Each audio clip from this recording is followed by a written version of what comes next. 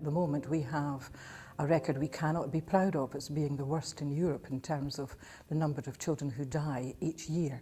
So anything that can be done to help that has to be worth being part of. The Ruby Review process brings together experts who understand the social, the educational, the health and the societal background to the death, as well as those involved in the front line, police, ambulance and healthcare staff, and seeks to understand the factors that have led to the death. Accidents happen to children disproportionately compared to other members of society, and there is things that we can do to prevent these in the future, but only if we have this crucial information that's required. The information that we got from all the different agencies, putting all the pieces of the jigsaw together, were quite invaluable. And I did think at the start, what are the police going to take away from this? And I was pleasantly surprised, I have to say, because there was a huge number of factors that, as police officers, we don't often consider. I felt people were very open and honest. People weren't hiding behind protocols, procedures, or being defensive. I think it was an opportunity for people to be honest and to reflect on what had happened and how recommendations could be taken forward. The only people that we see generally will be police or emergency department personnel from the scene. And it was really enlightening to see so many other agencies and professionals that were involved with an incident from across Scotland. It was interesting as the meeting went on how people became less interested in their own area in particular, but actually began to listen to what other agencies were saying and what they could contribute towards that. These things can take a long time to progress and develop.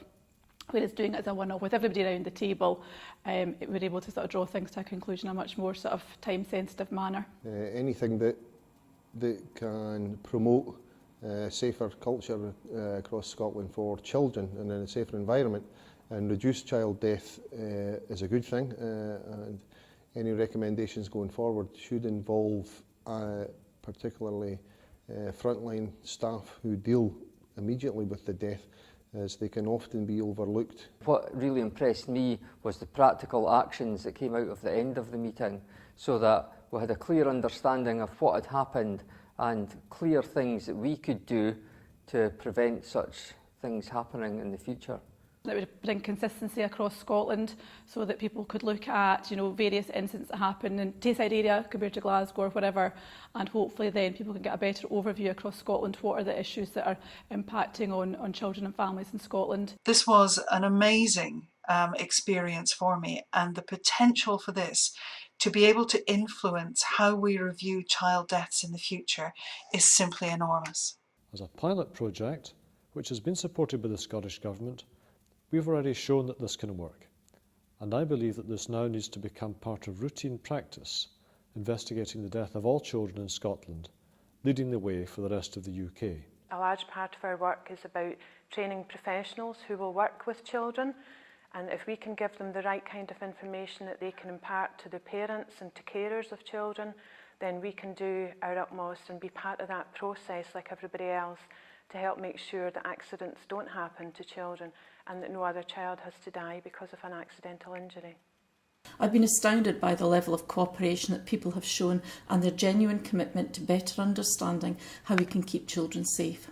I have been very impressed at the lack of defensiveness and the genuine commitment to collective learning and to improving our services and systems for the future.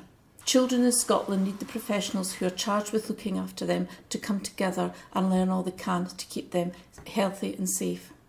Those who undertake this work also need a space where they can learn from each other, and the Ruby Review provides this opportunity in an efficient, effective and innovative way.